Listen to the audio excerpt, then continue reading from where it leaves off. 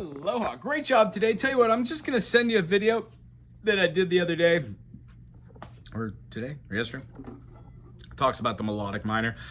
Getting into that, the whole recap of this is if we play in a major chord, let's say like C major, C major, D minor, E minor, F major, G major, A minor, and then we can have our B diminished, and we could also play a G7. But to be factual, we can play any diminished as it goes in there. They always lead back to Rome.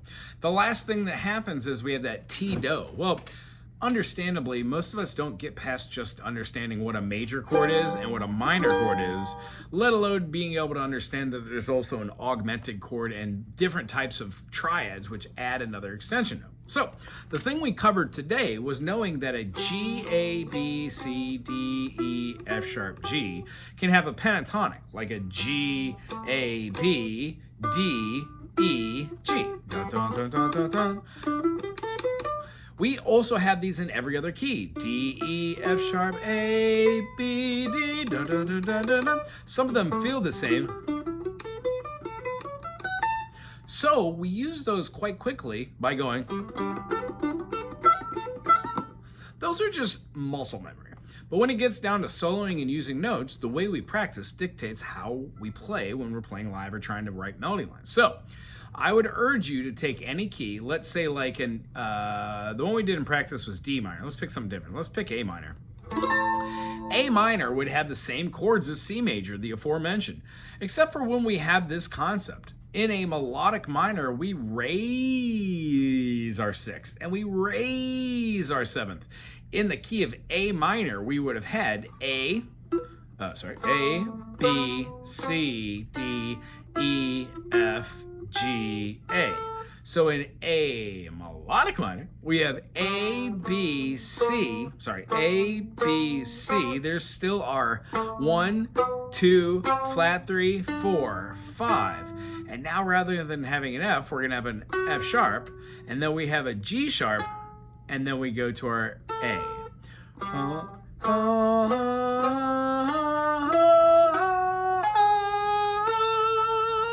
What a glorious movement. So which means every chord which has an F in it or a G in it, like A minor doesn't, but definitely when we go to our next chord, the diminished, that B diminished, we would raise up our tone.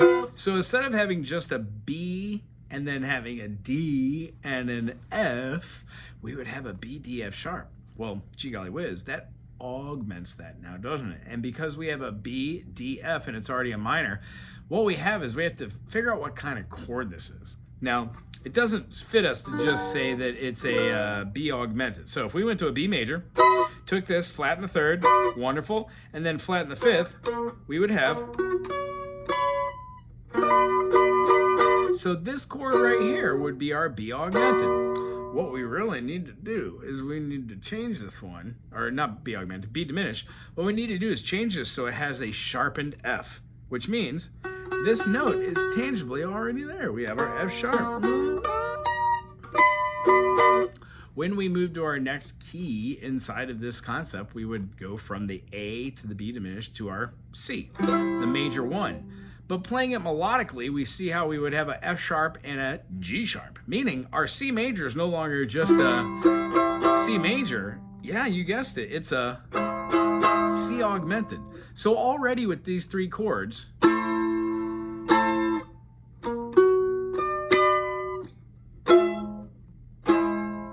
feel how, I'm sorry, that was supposed to be a B augmented there.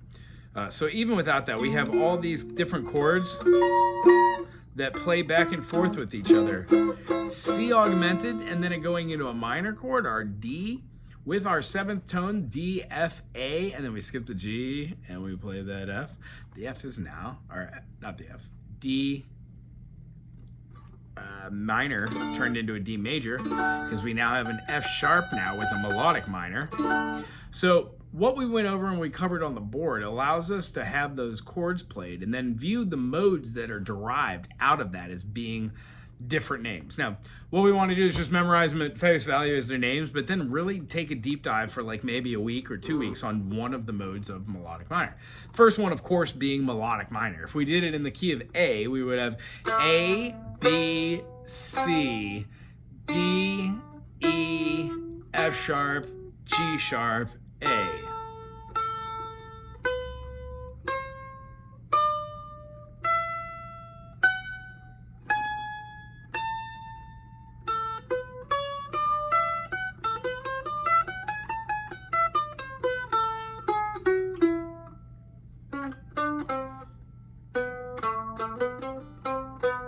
Fun. The next mode we would have would be called Dorian flat 2. In this case, we would have B1. There's our flat 2. 1, flat 2, 3, 4, 5, 6, 7, 1.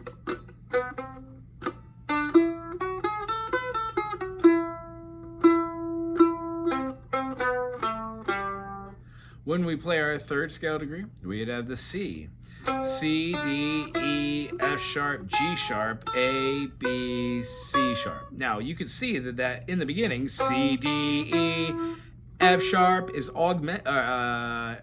Lydian mode, and then when we play our augmented, it sharpens the 5 chord like an augmented chord. Therefore, we call this Lydian augmented. C, D, E, F sharp, G sharp, A, B, C sharp. Our next mode derived out of this will be called Mixolydian flat 6. The flat 6 means that we are returning the note that we changed, that one note in the key of A, which is our F sharp, to an F natural.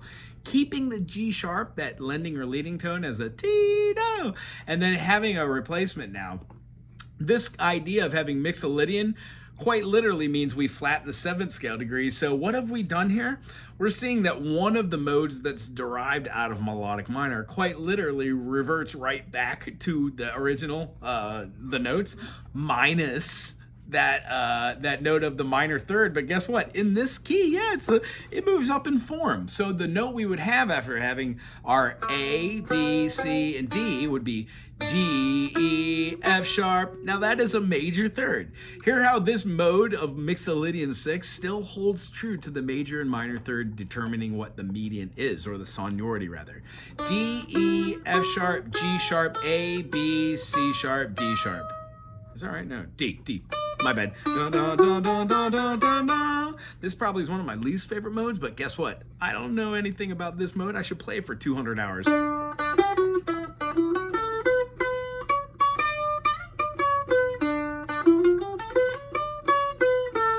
D, E, F sharp, G, A, B, C sharp, D.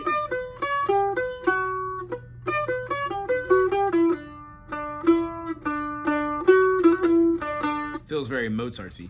Anywho, that goes up to our 5th scale degree. Our 6th scale degree is called a half dim, because when we start on the E, we get E, F sharp, G sharp, A, B, C sharp, D. I keep doing D sharp, D, E. E, F sharp, G, A, B, C sharp, D, E.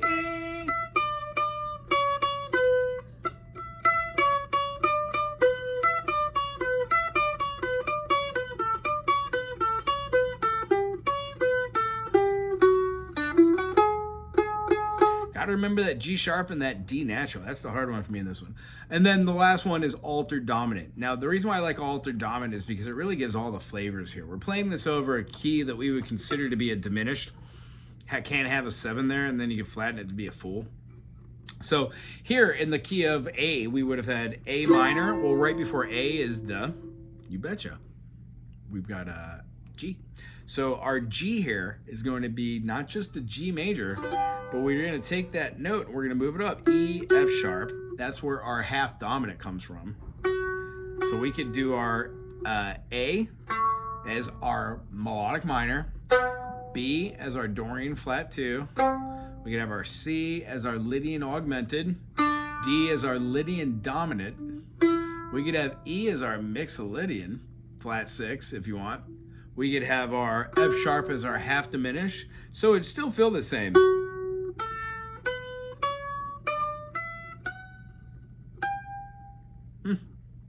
G sharp though.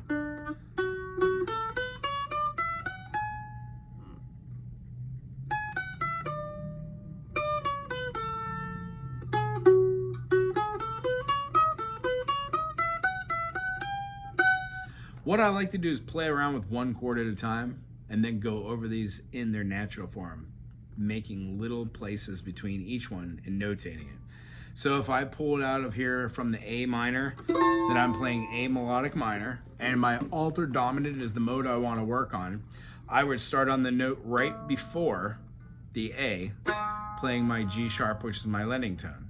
That would then give me this.